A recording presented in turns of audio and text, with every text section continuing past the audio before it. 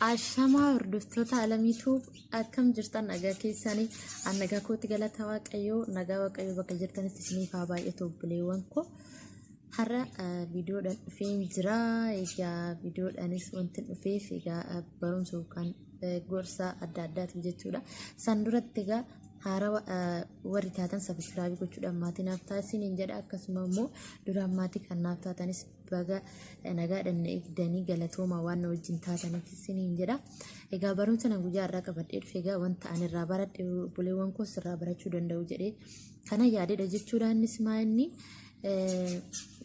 waa'ee bultii ijaaruu jechuudha. Bultii ijaaruudhaan duratti maal gochuu qabna?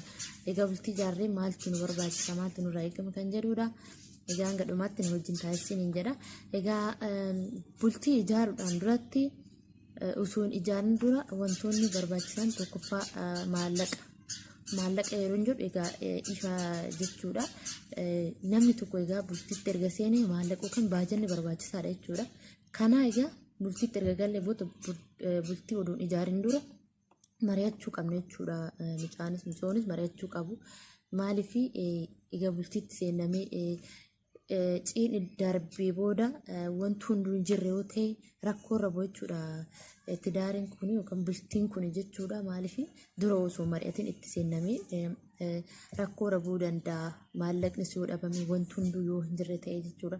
Kanaafuu bultii ijaaruudhaan duratti waa'ee kanaa irratti mari'achuun barbaachisaadha isiniin jedha obboleewwan koo. Inni tokkoffaan isa kana jechuudha.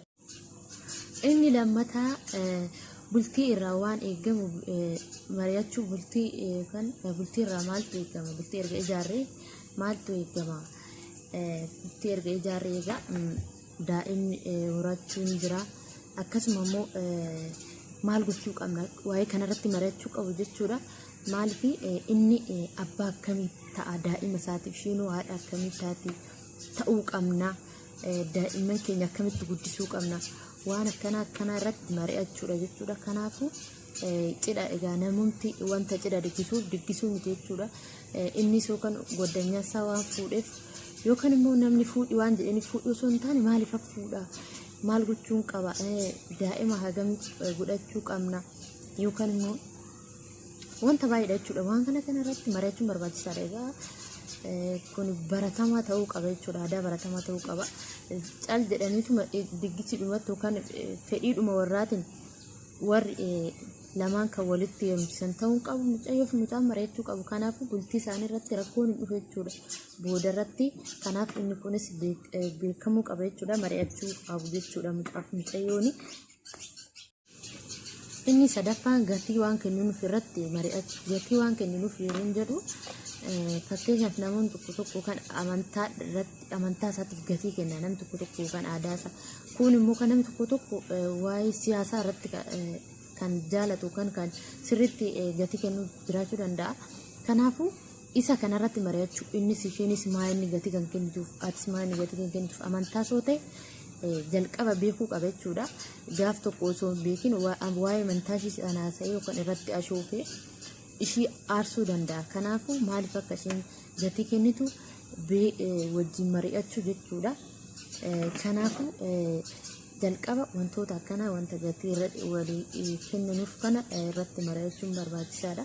Waanuma hundumaafuu egaa tidaaritti seen dura mari'achuun baay'ee barbaachisaadha. Arfaffaan immoo akkaataa guddina keenya fakkeenyaaf namoonni egaa iddoo garaagaraatirraa kan walitti dhufee bultii wajjin ijaaru jechuudha. Fakkeenyaaf inni gaxarii yookaan baadiyyaa yoo ta'e isheen immoo magaalaa yoo taate akkaataa guddina isaanii wal baruu qabu jechuudha. Isin jedhaniitu itti seenuu osoo hin taane intala ejjatti yookaan immoo akkamitti guddattee jireenya waan hunda gaggaafachuudha jechuudha.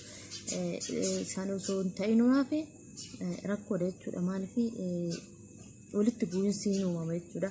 Kanaafuu kan biraa immoo akkasuma guddina keessatti yookiin jireenya keessatti inni waa'ee maatii isaa ishiinis waa'ee maatii ishii hin gargaarti yoo ta'e maatii koo anatu gargaara.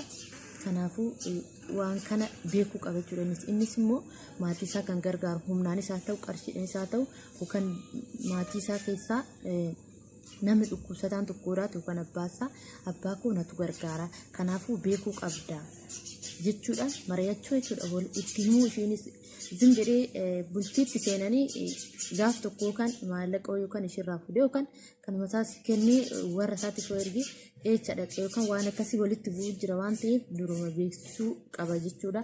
Kanaafuu kanarratti illee mari'achuun barbaada. Inni shanaffaan karoora dhuunfaa irratti mari'achuu. Karoora dhuunfaa yeroo jennu egaa erga bultiitti seenanii booda karoora dhuunfaa isaanii fakkeenyaaf ishiin barattuu taate egaa bultiitti seenanii booda barumsa kana itti fufuu qabdi moo addaan kutuu qabdi moo waan akkasii jechuudha. Kanaaf innis immoo hojjaa kan qabu ta'e hojii isaa sana kan jabeeffachuu barbaadu ta'e yookaan gara sadarkaatti ol guddisuu ta'e waa'ee kanarrattis irratti mari'achuu jechuudha. Kanaafuu gara fuulduraatti immoo daa'imni hin dhufa. Daa'ima keenya immoo nama nu guddisuu barbaachisa moo ofuma keenya hojjaa keenya addaan kunnee guddisina moo waan akkasii kana karoora dhuunfaa isaanii irratti illee mari'achuun barbaachisaadha jechuudha. Kanaafuu bultiitti seenuudhaan duratti karoora kana hundaa baasuu kan marii inni jaaffaa fi inni dhuma daa'ima keenya akkamitti guddisuu qabna kan jedhu irratti mari'achuu qabu. Daa'ima keenya yeroo guddatetti jechuudha. Daa'ima erga dhalatee erga guddatee booda akkamitti guddisuu qabna.